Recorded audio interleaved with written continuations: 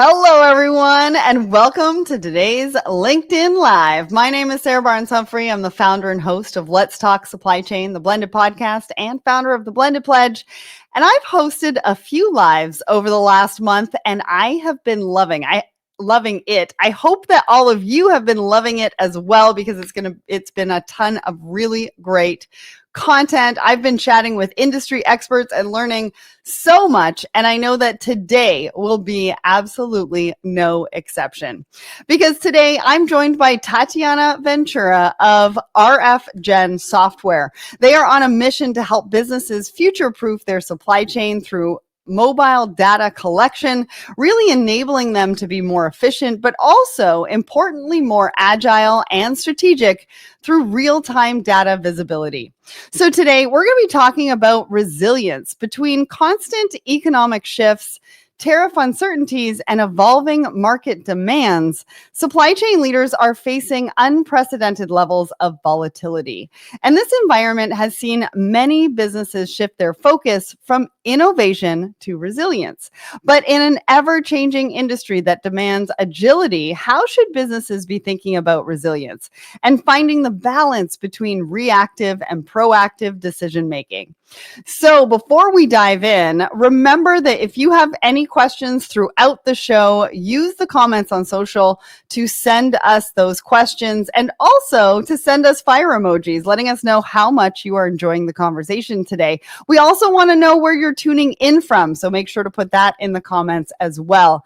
And so we're going to be diving into all of that today. Tatyana and I are going to explore what supply chain resilience actually means and why it's so important, the disruptions currently keeping us on our toes, and the 4 strategic priorities coming out of those, and the key steps to start building a more agile and resilient supply chain. So welcome, Tatyana. Now, before we get started, can you introduce yourself and a little bit about RFgen Software? Of course. Hi, everybody. Thanks for being here today. My name is Tatyana Ventura. I am a business and digital transformation leader. For the last 15 years, I have been helping various businesses and enterprises undergo business transformation by implementing new technologies in their operations. And currently, I am a director of customer success at RFgen Software, where we are on a mission to help supply chain leaders future-proof and reinvent their warehouse and manufacturing operations and make them resilient, agile, and the supply chain of the future. Yes, I love that. Future-proof the supply chain. I was just talking to somebody about autonomous supply chains could be the future, but I really think that the focus on resilience is. And you were recently on an episode of Thoughts and Coffee, and we talked a little bit about this, but we're going to dive a lot deeper into that today. So let's set the scene, because I think resilience is a bit of a buzzword. So I want to make sure that we're all on the same page as to what that word resilience actually means. So what does supply chain resilience really mean, Tatyana? So really, in a nutshell, it is your company's ability to withstand, adapt, and recover from disruptions so that you can continuously meet your customers' demands and ensure target performance. Like that's in a nutshell, right? Yeah. Very basic: survive disruption, continue to serve. I love that. And we're all going through a lot of disruption right now. What about on a wider industry level? I know that's kind of at the business level. Is there Yeah, a definition for that?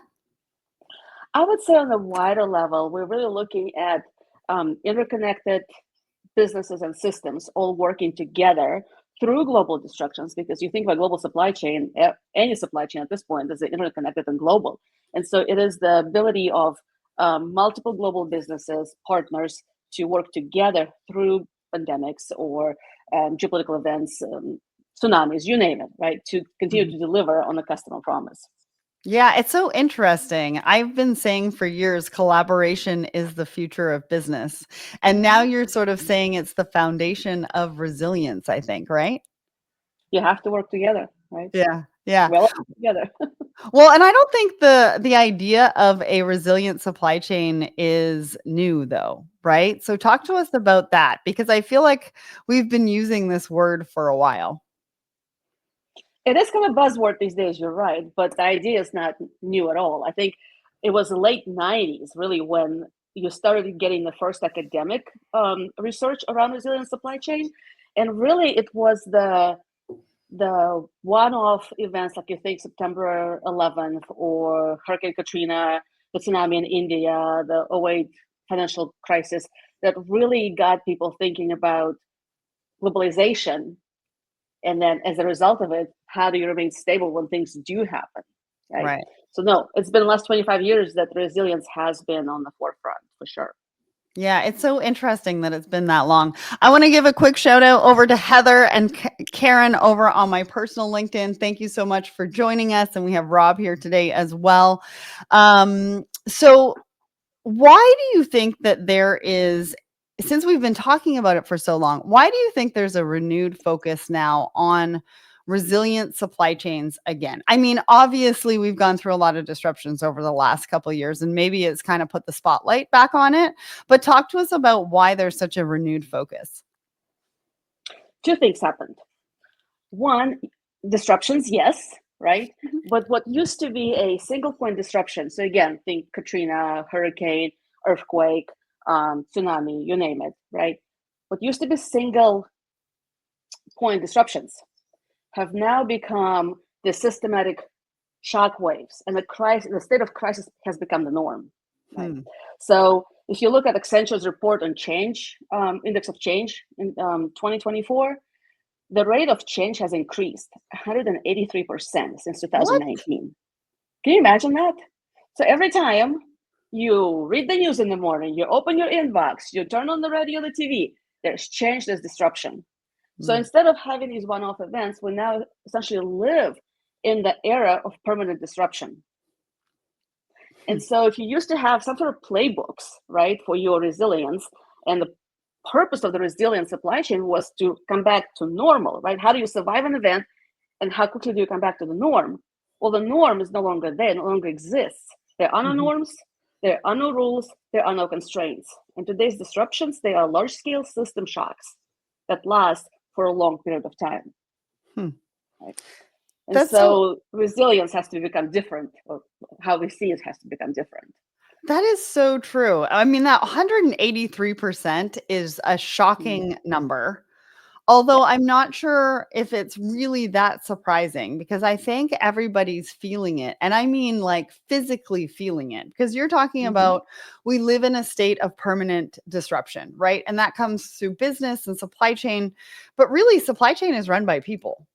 And if we think Exactly. about the permanent disruption, it's also a permanent disruption to our nervous system as well. And we're all sort of we're living through this permanent disruption in two ways, both professionally and personally, which is crazy. And so I'm glad that you shared that. And it really makes a lot more sense as to why it's coming back into focus. Now, I want to talk about disruption, right? Mhm. Because it's kind of a buzzword too. We almost use it for everything now. Like we live in a Yeah. state of chaos and everything's a disruption.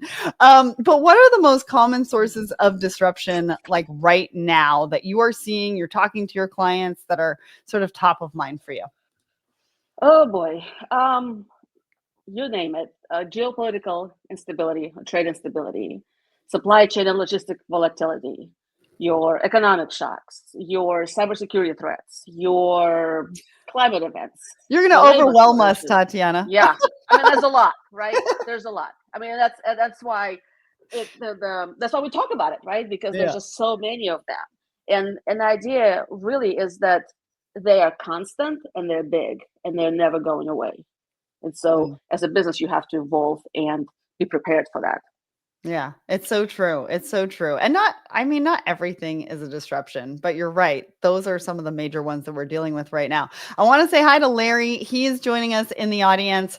I see your question and I love your question. And I think I might keep this for a little bit later on in the discussion. Even though it has to do with disruption, we're talking about that right now. I'm going to keep it till the end. So how do you think that these disruptions that you talked about, right? This long list of this and that and this and that, how are those disruptions impacting your customers? What are the big challenges that those disruptions are creating for folks out there? Well, again, I won't surprise you. I think it's the same for a lot of us. It's the rising operating costs, right? When you're with supply chain, right? So when your raw materials costs escalating, when your shipping costs are escalating, your labor costs are escalating, guess what? You're still under pressure to maintain profitability, right? Yeah. But you still have increasing overhead costs. And the other one is compliance and traceability. I mean, think about this. When you wake up in the morning and your regulations have changed, do you still put the same packing slip on your package that goes out to your customer, right? Yeah. Traceability. I mean, you have half of your operations in the US, half of them in Mexico. You ship your parts back and forth. All of a sudden, you have to prove that the parts that are coming from Mexico belong to you in the first place in the US, right? Mm-hmm. So all of a sudden, things that we never used to think about, or they were maybe secondhand or third hand on your priority list, skyrocketed to being the first, right? Yeah. Um, Yeah. And I was talking to a leader the other day who has 50,000 suppliers. And it's sort of, and these are like big companies, right? And we were mhm, talking about how do you manage those and what does that look like, and all the regulations and the legislation that is coming down on how to manage tier 1, tier 2, tier 3 suppliers with all of these disruptions. Sort of all of the balls are in the air at the moment right now. And so how do you prioritize which disruption is the one that you and your team need to focus on, and how much time do you take, right? Because you really can't take a lot of time to be able to do that. Now, we've got a discussion going on in the comments. I see you there, Peter, and I want to say hi to Deo over on my personal LinkedIn as well. Thank you so much for joining us. Now, it is clear that I think creating a resilient supply chain has to be almost a key strategic priority for today's leaders. With all of the information that you've just shared, right? The mhm. 183% rate of change, or increase in the rate of change, permanent. We are living in permanent times of disruption. So that focus on resilient supply chain has to be that key strategic priority. So help us understand some of the benefits of improving your supply chain resilience, and what can that actually help businesses achieve? She's a lot, believe it or not, right? Again, it's a buzzword. And in the past, we always focused on supply chain as a cost center. So it has to be efficient. So it's a cost cutting Mhm. mechanism. But all of a sudden, we talk about the resilient supply chain as a way to reduce your business risk. Because Mm, the moment you can reduce your vulnerability to disruptions, like all of these geopolitical events or economic shocks or climate events, all of a sudden you are helping your business avoid costly shutdowns or slowdowns, right? right. Now, it also helps you enhance your operational continuity. If your operations keep on running smoothly despite the chaos all around you, you're able to maintain your customer service levels, you're protecting your reputation, you're maintaining your customer satisfaction, and then that allows you to remain competitive, right, in today's market. Because guess what? The knee-jerk reaction of every business when the tariffs first hit was, let's raise our prices, let's pass the cost on to the consumer. So in the raising pricing landscape, what can you do to maintain your customers, right? It's through your Mhm. relationship and their trust in you, right? Right. Um, so it's become paramount essentially, and then obviously improve compliance and risk management, right? Yes. So it has become an operational necessity. Well, and I also think what you're saying is it really touches all parts of the business, right? We've been saying for a long time supply chain touches all parts of the business, and we need a Yeah. lot more collaboration internally. Hmm. But really, at the end of the day, if we're thinking about making our supply chains more resilient, we are going to need buy in, and we are going to need support from a lot of the different departments internally to be able to help us really create success within that resilience, would you say?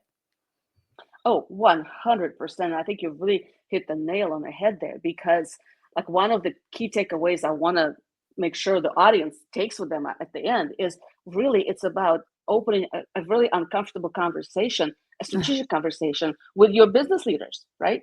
Because Mhm. like I said, for the longest time, supply chain was about efficiency. Your job was to stay competitive and manage costs, right? And all of a sudden, we added resilience to the mix. And they say, no, your job is also to absorb and adapt to constant disruption. Great. And then we added sustainability to it. Hey, supply chain, you now also have to meet growing regulatory expectations. Well, the problem with this is that all of those three pillars don't always play nicely with each other, right? Mm-hmm. For example, you have to think of trade-offs. And this is a conversation we never have. Mm-hmm. Because if we think about resilience, we say, okay, well, let's do nearshoring. Let's move all of our manufacturing closer to where we are. That improves resilience, right? Mm-hmm. That lowers emissions. Great. But guess what? That increases the cost and may disadvantage the global south. Mm-hmm. Now, we may say, hey, let's hold higher inventories, right? Just in case. I mean, I think when first the wave of tariffs hit, everybody went and stocked up on the parts and supplies, right? Everybody, because that strengthens your resilience. But guess what? That ties up capital and increases the risk of waste down the road, Mm-hmm. right? Yeah. Now, you can say, hey, let's get flexible, faster transport. That strengthens resilience, but that drives up your CO2 emissions and cost, right? Mm-hmm. And so this is a trade-off conversation that supply chain business and IT leaders have to have about the trade-offs. Mm-hmm. And at what cost do we have resilience versus we have efficiency versus we're cutting costs? I have so many things to say. I've been writing all sorts of notes down. Because when you talked about having the uncomfortable conversation with the business leaders within your organization, I think it's true. I think we try to avoid this as much as possible. Mm-hmm. But I did a show, I can't even remember. I think it was a year ago now. And somebody said innovation, solution, collaboration, and possibly the solution to resilience comes out of being uncomfortable, being in a room and being uncomfortable and sharing perspectives that may or may not be right and arguing and having that respectful disagreement until you really get to the point where you can have that solution. I think what you also said about nearshoring, right? I talked the other day on my show about how Nintendo is thinking about, the tariff disruption and what that means to them. And they were like, to move a production facility is going to take 6 to 9 months. But that's only the beginning of it, right? It dives deeper into tier 2 and tier 3 alignment, right? Mm-hmm. And a lot of Yeah. companies, they invest in these production facilities so that they are around for 10 to 15 years. They're not investing. It depends how far they are into a lease and how far they are with this production facility, whether they're ready to start from ground zero again. Mm-hmm. Right? Absolutely. So many things to think about when we think about that. And one thing that came up for me, and I want to ask you, what about should leaders be trained in resilience? It almost feels like what we're talking about is that resilience is something that we should be training our leaders on. I think what we should be training our leaders on, first and foremost, is what you said, is to be comfortable with the uncomfortable. Yeah. It's the ability to have difficult conversations. It's the ability to have healthy disagreements. And one additional thing I will say, particularly for supply chain leaders, right, is to be able to zoom out and look at your supply chain as a product. And that is a really, really cutting edge idea, right? I mean, I think Forbes in 2020, early 2024 came out with the idea that, hey, you really got to look at your supply chain as one whole system and one body, right? And that is that idea of looking at your supply chain as a product. It's not a cost center. It's a product that can actually help you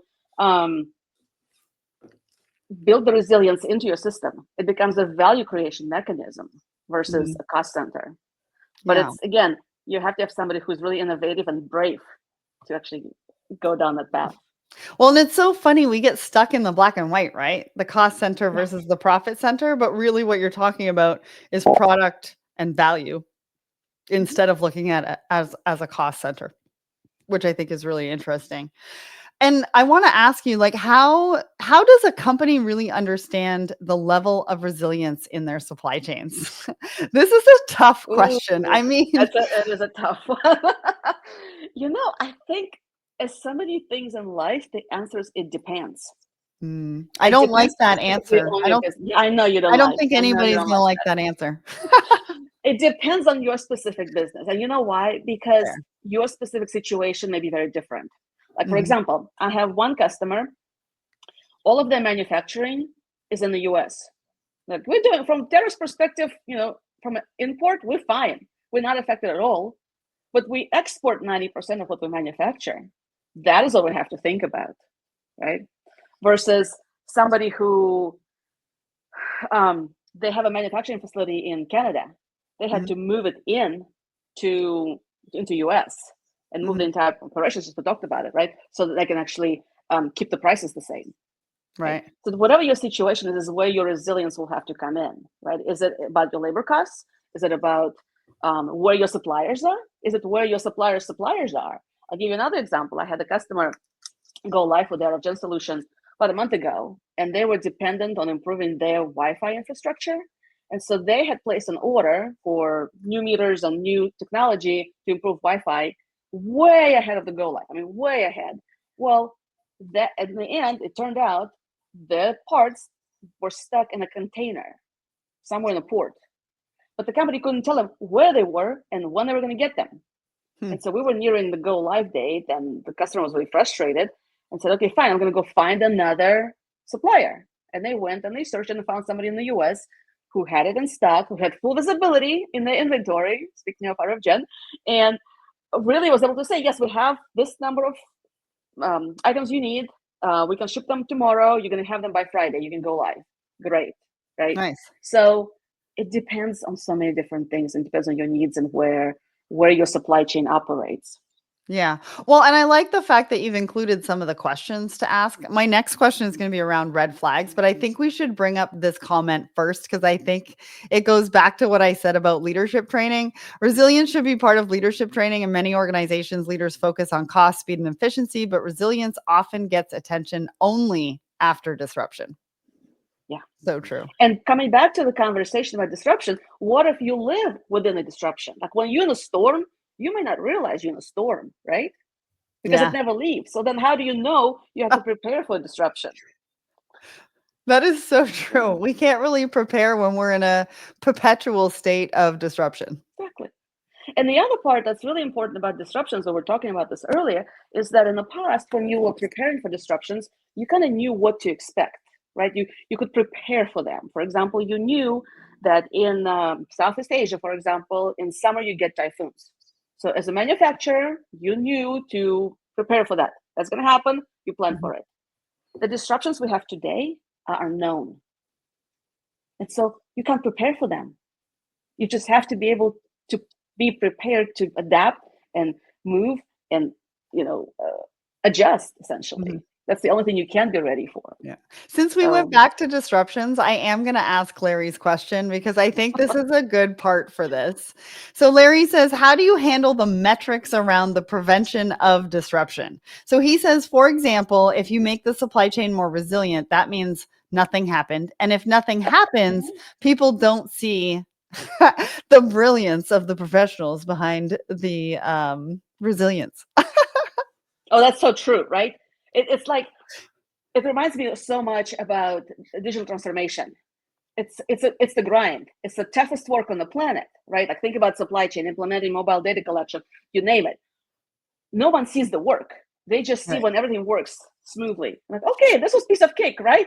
And then you can count the gray hair in my head about what it took to get there, right? Do you have any? I don't see them. Anyways, sorry. Good life here. To be honest, Larry, I think you can start with metrics around what ifs. Yeah. If, let's say, for example, if Wi-Fi outage happened, even as an example, right? In your warehouse today, or in your manufacturing site today, what would be the cost of that event? Right? If your supplier all of a sudden raised costs on you, what would be the cost of that? Right? It's the calculating the metrics around the what ifs that will help you build that case around not the cost, but rather the benefit of building a resilient supply chain. Right? Yeah. Absolutely. And we got our first fire emoji from Susan. Remember, if you are enjoying the conversation, which I'm pretty sure you are, drop us a fire emoji because that gives us an indication that we are on the right path and doing some good work. So going back to understanding the level of resilience, I know we just sort of deviated into disruption again, but I think it's super important. You mentioned some of the questions to be asking, but are there actual red flags to look out for when you're trying to understand your level of resilience in your supply chains? When it comes to red flags, I think the first one to me that comes to mind is what is your level of visibility, right? And what I mean by that is, do you truly know what's happening in your supply chain? Like truly. And some of it may be really obvious, right? So first of all, as I mentioned before, look at the whole system. Look from the moment you get your raw materials down to the moment the customer gets the order delivered, right? The entire system. And with a fine-tooth comb, look and see, do you really know what's happening at this moment in time in this process, right? And it might be obvious, hey, I know what's happening in the receiving, I know what's happening on the shipping, but it is a black box the moment parts are picked for work order completion. No one knows. Okay, that's a problem, right? Versus you might have some opportunity that's kind of hidden. Let's say it's your cycle count. You do your inventory once a year. I'm assuming you're using mobile data collection and scanners, so it's 99% accurate. Great. Only we're now in July, 7 months later. Is it still 99%? Do you know that you actually have the stuff you think you have? Right. And so some of the customers, what we're starting to see is they actually move from once a year inventory and cycle count to actually 12 times a year inventory and cycle count. Right. Because it allows them to do it in sections, in much smaller sections. It allows them to be on top of it and maybe just carve out a couple hours on the first Friday of the month to do one small portion of it. And then if they find some errors, they're so much faster to fix than when they do it once a year and there's a big problem, and a huge discrepancy. Right. So that visibility then allows you to pivot really quickly when the next disruption wave, the next wave of disruption hits you. Well, and I would think look at visibility. If you can take inventory count down from, I don't know, did it used to take a week? I'm not really sure because I've never done it, but it takes people a long time. That's why they were like, we only want to do this once a year. But if you can take that down to a couple of hours with the tools and the systems and everything that's out there, I mean, sure. I think then people will, definitely want to do it, once a month to gain that data and that knowledge and that visibility. I had a customer do the inventory last December for the first time using RFgen, and the CEO later came back to me and said this was the fastest, most efficient inventory count we've ever done in our life. My job here is done. I love that. Are there any, if we think about understanding the level of resilience in supply chains, are there defined markers of success? Now, this kind of goes back to Larry's question, although his was focused on disruption. This one is focused on resilience and markers of success. Like, how do we win at this? How do we show C-suite and the leaders in the organization that we have won at resilience? I don't think there's winning and resilience because it's not a race that you can win, honestly. Right? Okay. It's not a sprint, it's a marathon. Yeah, right? And okay, you run fair. it for as long as you're in the business. What Right. you can do, however, is first start with metrics of what ifs, right? Second, you can really start to focus on bringing resilience into your everyday operations to increase both profitability and adaptability. So you can demonstrate, for example, hey, we did not lose this customer, my plant that moved from Canada to the US. Yeah. Hey, we were able to retain this customer and not lose this huge order of cookies. It's a food manufacturer. Because we have digital mobile data collection. We have 100% digital processes. It's a cookie cutter. We just moved it to a different building in the US, just across the border. They were operational within 3 days, scanning and processing and baking the cookies, and we didn't lose the order, right? So it's the avoidance of cost, right? Avoidance of loss. That is what the C-suite wants to see, right? Right. It is the business continuity that they want to see. Yeah. It is the customer experience and customer satisfaction that they want to see. Yeah, because every moment down is money off the bottom line. Mm-hmm. Yeah, that's your margins. No one likes to see the lower margins. So they were so happy with you, they gave you a box of chocolates or cookies? I wish. We need to talk to them about that for next time. I know, right? All right. So you conducted a supply chain leadership survey to understand how disruptions are translating into sort of those strategic priorities that we were talking about for businesses. And hopefully we have the link for that because I'd love people to go and see that. What are those 4 strategic priorities? So interestingly enough, but not surprisingly enough, what came out of it was 4 different pillars, if you will. So smart inventory management was one. Optimized warehouse operations, that was another one. Efficiency across your operations and manufacturing. Efficiency, again, came back as a top one. And then really financial and cost management. I mean, it comes back to bottom line every time, whether you like it or not. Every time. So that one didn't surprise you. Did the other one surprise you? Yes and no, because the more we dove into it, it came back to the same 2 things. Traceability and visibility and flexibility, really 3 things, right? Whether you look at smart warehouse operations, whether you look at optimized inventory management, you need 100% visibility, where your stuff is moving, where your stuff is going, right? You need to have a flexibility of your operations. You have to be able to pivot really quickly as your orders change, as your customer demands change. You have to be able to adjust, and you have to be efficient. Again, labor costs rising, your supply inventory costs are rising, your logistics costs are rising. So you have to be on top of all of that to maintain your numbers, right?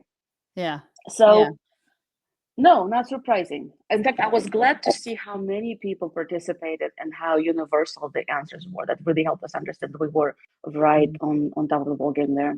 Well, and I want to do a little bit of a deeper dive into those 4 areas because those 4 came about as the 4 strategic priorities, but also they emerged almost as mission critical for those companies as well. Do you have a reason for that? Like, were you able to dive into that and sort of find out the reason for it emerging as that mission critical? Interestingly enough, yes. And interestingly, the reason why I say it's interestingly enough is because in this whole, and I know I'm pivoting back to disruption here, but in this world of perpetual disruption, in the era of perpetual disruption, supply chain all of a sudden, unintentionally, but suddenly emerged as the trust builder between the brand and the customer. Oh, it didn't sign up to be that way, right? But right. all of a sudden, in the world where everything changes 183% in the last 6 years, in the world where nothing is the same, every morning you get to your office, open your inbox, right? The one thing you can always trust is what? Your Amazon package being delivered between 8 and 10 a.m., just like they promised. And so every time the brand, whether it's B2B or B2C, doesn't matter, but the brand makes a promise to a customer, guess who delivers on that trust? Supply chain. They do. Every time. Every time. And so all of a sudden, supply chain became this unsung hero of brand loyalty and brand trust between the customer and the business. What do you need to build that trust?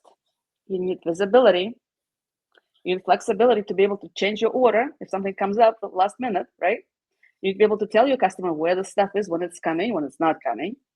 And you need to be able to keep your costs down, right? You can now just simply add, hey, tariffs markup 10% or 20%, whatever, right? For at some point you have to start absorbing the cost. How can you do that? Well, only by cutting your labor costs, cutting your what else costs, right? What else can you cut to be efficient? And so this is why I think the underlying theme or the underlying reason for all of those 4 findings was that supply chain has to remain the trusting agent between the brand and the consumer.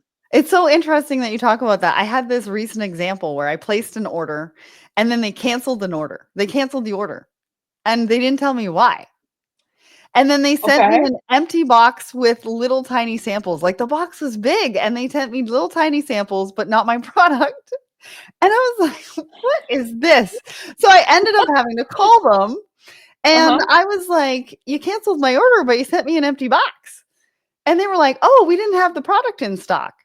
I was like, okay, well, why didn't you just tell me that? And then I would wait a couple more days to get it. And then she said, well, the good news is we have it back in stock. So you have to go back on the website and place the order again. And I was like, I'm not sure I'm necessarily going to, order from you again, just because of that. Right. And there's supply chain as elements throughout that whole conversation and that whole experience that I had ingrained that if it was done just a little bit differently and better, they would keep me as a customer. Just a smidget. Yeah. Exactly. Yeah. And Yeah. also, Sarah, think about how long and how much it took them to gain you as a customer and how quickly the lack of visibility in their supply chain got them to lose you as a customer. Yeah. So true. So true. And I've been ordering that product for quite a while, actually. It's been a number of years. So yeah. I want to give a shout out to Shams over on my personal LinkedIn. Thanks for joining us. He's got some really great takeaways over there.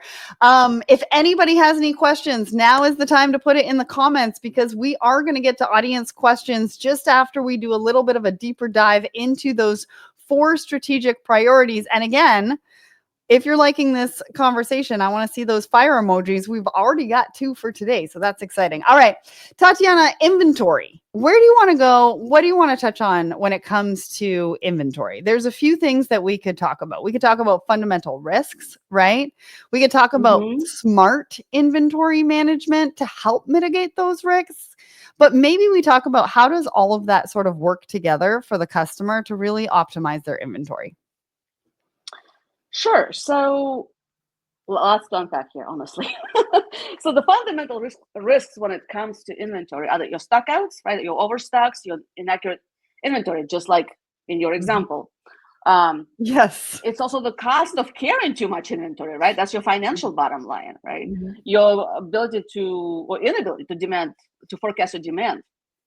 So your risk then is your lost sales, your customer dissatisfaction, your increased holding costs. As a result of that, is your reduced cash flow, right? And so that significantly impacts your profitability. Your CFO will notice that, right? And so supply chain leaders start looking at smart inventory management to help mitigate those. And the idea here comes down to real-time data and leveraging that in automation to accurately track and forecast and manage inventory levels. Because again, that cycle count or inventory count once a year ain't gonna cut it anymore, right? You need to be able having inventory level at 80% is not good enough. I had one customer, they went live about 6 months ago.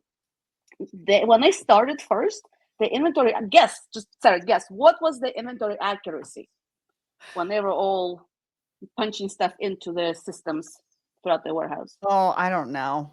34%. You're close. It was 30%. Wow. Right? That's bad. That's really bad. Yeah. Do you know where they ended up once they mobilized everything and gave people scanners and said, just scan everything, don't punch anything in? No. 97%. Wow, that's a big jump. That was a big jump. 67. I took a double take. I actually had I heard you right when we talked. This is what I heard. Their goal was 95, so we got them to 97. Industry standard is 99, so they were still 2% below the industry standard and our promise, but they were moving facilities, so they owned the fact that there was some flex in their numbers. But it's you've got to get that accuracy together so you can deliver to the customer, right? Well, so you can optimize your stock levels. Well, and I think about another risk, and I'm going to use another example. So I bought a pair of pants from Boss. And it's also the risk of inventory going out and not being returned quick enough. And so with them, they told me that it was going to be 8 weeks to get a return label. So that capital intensive product sat on my floor for actually almost 12 weeks because they didn't get me a return label for, I think it was 10 weeks or something like that. And then obviously then I had to ship it back. And so I think another risk in all of that when we think about inventory is returns, because if something's going out and you can't get it back into inventory fast enough, that capital is just sitting there. Well, and the thing about it, let's say Walmart, you can absorb that, right? But if you are, let's say, a small business, a small to medium-sized business, that capital is huge for you, right? There's no absorbing that. No. No, absolutely. All right, let's move on to warehouse operations because I know we want to get into audience questions. You've talked about visibility, Mhm. but maybe we should talk about how digitizing and mobilizing warehouse transactions, like the ones we're kind of talking about right now, Yeah. but with RFgen, how do you make that happen? How does it translate into results? How does it help your customer be a responsive warehouse? Do you know what is the number one waste of time in a warehouse? I'm supposed to be asking the questions here. What is happening? I'm just kidding. I have no Yeah. idea. It's as basic as walking, Wow. literally walking. Okay. That is number one biggest waste of time in a warehouse because guess what? You pick up your purchase order. You go find the item. It might be on the other end. Then you have to go to a printer to print the packing slip. Then you Right. have to go over there to get your label. Then you got to go over there to get your box. Guess what? You just spent an hour literally packing and shipping one order, Mm-hmm. right? So when you have your data digitally in your ERP, when your systems know where your stuff is, you can actually lay out the workflows based on where stuff is. So as you're moving through the warehouse with let's say it's 100 items order with a cart, you can actually pick it all really quickly as you're going, right? And then you end up in one place. But if you don't know where you go, that's Yeah. your biggest waste of time in the warehouse, right? It's just simple walking, right? Wow. So a lot of people these days talk about responsive warehousing, right? And what does that mean to people? But really it's about being able to rapidly change, rapidly adapt to changes in demand and supply chain disruptions, any unexpected events, right? Or being Mm-hmm. able to quickly stop an order, add some additional stuff to the box, and then keep on shipping it, right? Yeah. Um, Now you ask me a question. Well, I think we've focused a lot on warehousing, and I think one of the other four is manufacturing. So I want to change course on this conversation just a little bit. And sort of focus on manufacturing, but also how mobile data solutions can help with manufacturing. So, what's the challenge in manufacturing, and why did it come up as one of those key strategic priorities? And then, what is the solution around mobile data solutions? So manufacturing in general, or the risks around manufacturing have been coming up a lot lately. Like Delta just came out with a study, and they said that um, in manufacturing specifically, supply chain risk is the number one priority right now that they're having to look at, Wow. right? And that's specifically for manufacturing. So a lot of it, a lot of the risks and challenges, they include, again, lack of shop floor visibility into Hmm. production status. Do you know you're making a giant machine for your buyer? Do you know where you are with that? They call you and say, hey, how soon am I going to get it? Do you know? Can you answer the question? When the machine is down and you're losing valuable, labor costs, delivery costs, operational Right. costs, when's that going to come out back, right? Right. Your really delayed identification of your bottlenecks, Hmm. right? If you cannot resolve it quickly, the whole operation stops, right? Your blind spots, all of Hmm. that leads to slower problem resolution and really significant operational delays. Right. And so where mobile data solution like RFgen, they really offer real-time insights directly to the shop floor Mm. because they capture production data, machine statuses, operational KPIs, and they give you what? Immediate visibility, right? Into those, Mm. they can pinpoint your issues that allows you then to streamline your process and hence enhance your productivity. Hmm. Well, and you can answer people like that rather than having to, oh, I'll call you back because I need to find out. And I'm not entirely sure. There could be some walking involved because you might have to go out on the shop floor and figure Yeah. out where everything is and then go and call somebody back. So that I can see can result in a lot of time back efficiency on top of the Mm-hmm. visibility that you just spoke about, right? Yep, absolutely. All right, let's go to the last one, which is cost. Now, I know cost is kind of top of mind for everybody, right? Everybody, Like tariffs are everybody. a big problem. What are the other big financial impacts for businesses right now? And then also talk to me about the solution around mobile data collection that can help with that.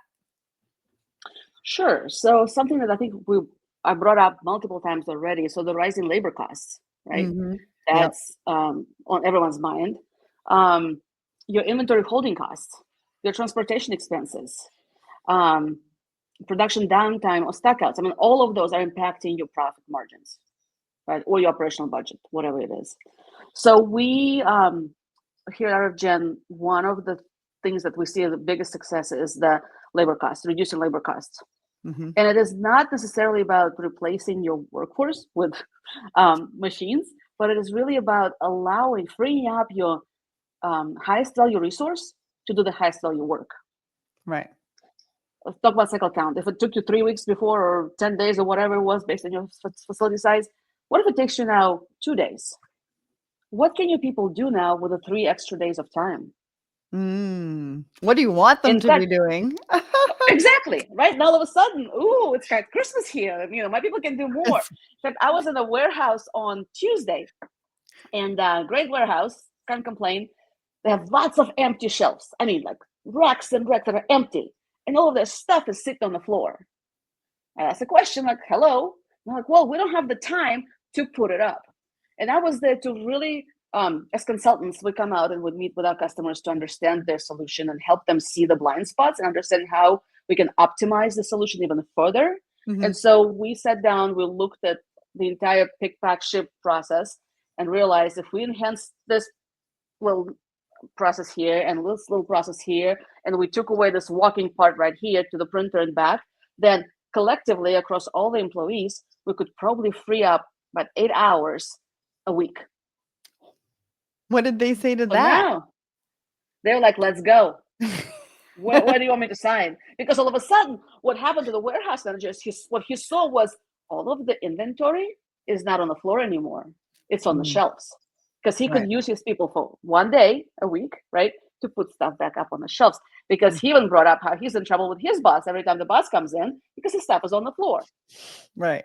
All of a sudden, we're making your workforce more efficient so they can do more. Right. All the things maybe they Absolutely. want to do or need to That do. is such a great example, and I appreciate you for sharing that. All right, now it's time for audience questions. If you have a question and it's not in the comments, you need to put it in there now. Otherwise, we're not going to get to it, or we're going to give Tatyana some work a little bit later to respond to it herself on LinkedIn. All right, let's get to the first one. So the more we automate, the more resilient we become, especially when it comes to repetitive processes prone to human error or delays. But automation isn't just about efficiency, it's about building buffers and predictability. Curious to know your take. Where do you see automation playing the most impactful role in driving resilience today? And I'm sorry, I don't know your name, but it's a great question. Thank you. It is a great question. Where do we see automation playing the most role?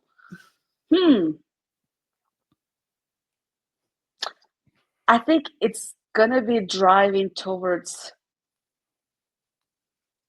a supply chain towards reconfigurable, adaptable, and a resilient network. Mm-hmm. And the reason why is, I love this question actually. I was reading an article the other day, and they did a poll, and the poll was really, hey, if you could to build resilience, you could do X, Y, or Z. What would you do? And most people said, we're going to pass the cost we're going to raise the cost, right?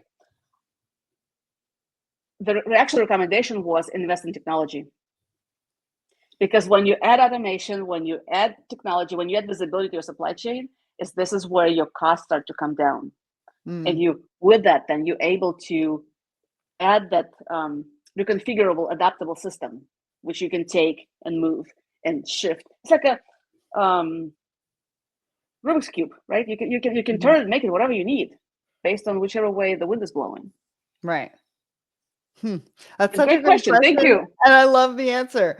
All right, Bob. Many companies have invested in automation over the past several years, but the systems put in place will leave a lot of gaps in operational efficiency. How do businesses work with their legacy systems to become more resilient, even though there are challenges? Ooh, another tough one. I would say twofold here, right? as IT department, assuming it's IT department that invested in this legacy technology, Mhm. I think the first order of business would be to look and see how viable that solution will be 5 years from now. Really take a hard look at, will this company still be around, or is it going to be absorbed by one of the big guys and you're going to have to switch to something else? Or will they go out of business, right? It's like, really do your homework, future-proof yourself ahead of time, right?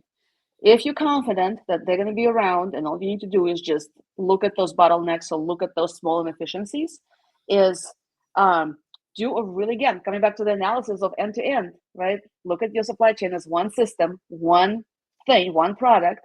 Look and see where are those deficiencies, right? Or maybe inefficiencies are, but look at them from the lens of visibility or flexibility and address those first, because that's what's going to get you closer to resilience, adaptability, and viability. That's so good. All right, one more audience question, and then I've got a couple more questions for you. Companies are starting to budget for 2026, and investing in systems that help them be more resilient is a big topic. How are companies getting buy-in from leadership to make these investments? How does it positively impact the bottom line? Thank you, Colleen.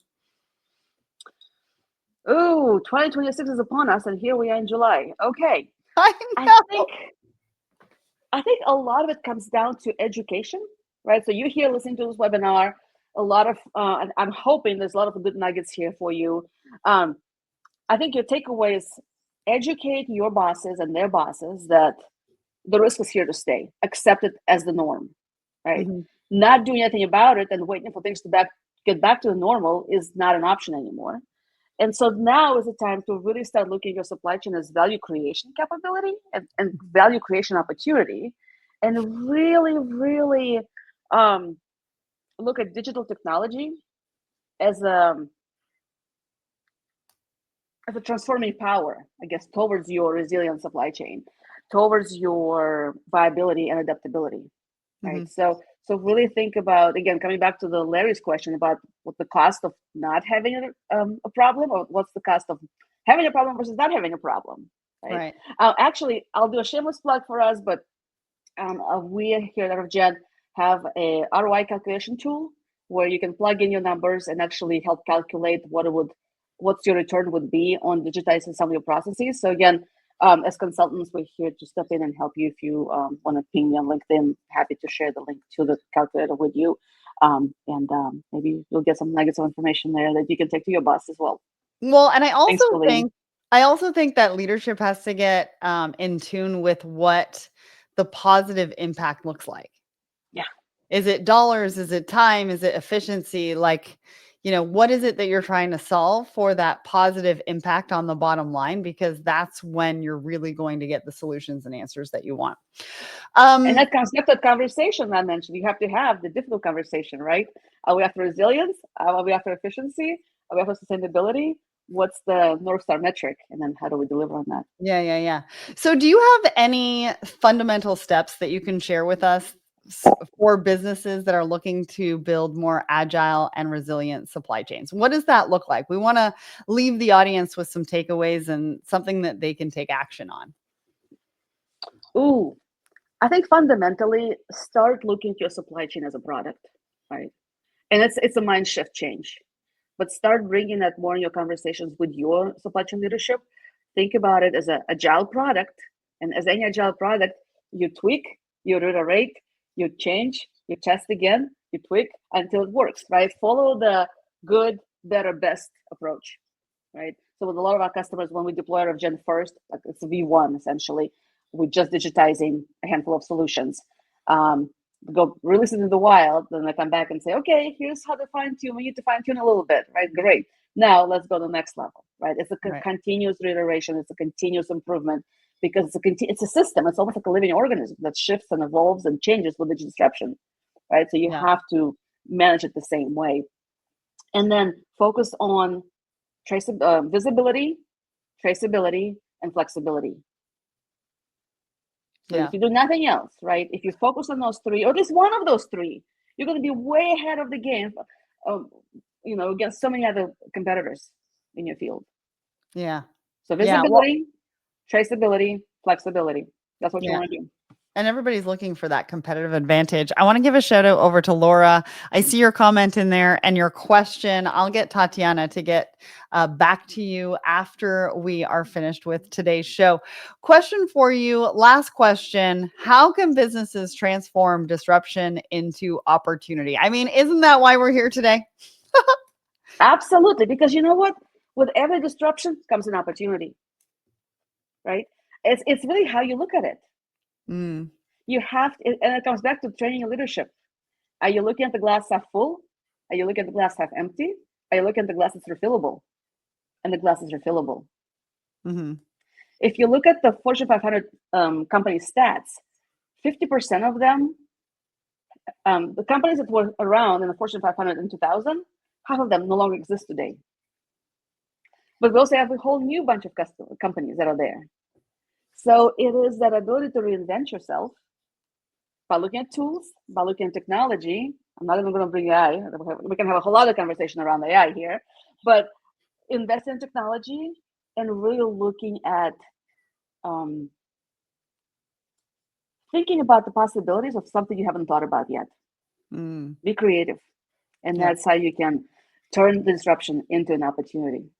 And have uncomfortable conversations with your business leaders. Sit in the uncomfortable so the innovation comes.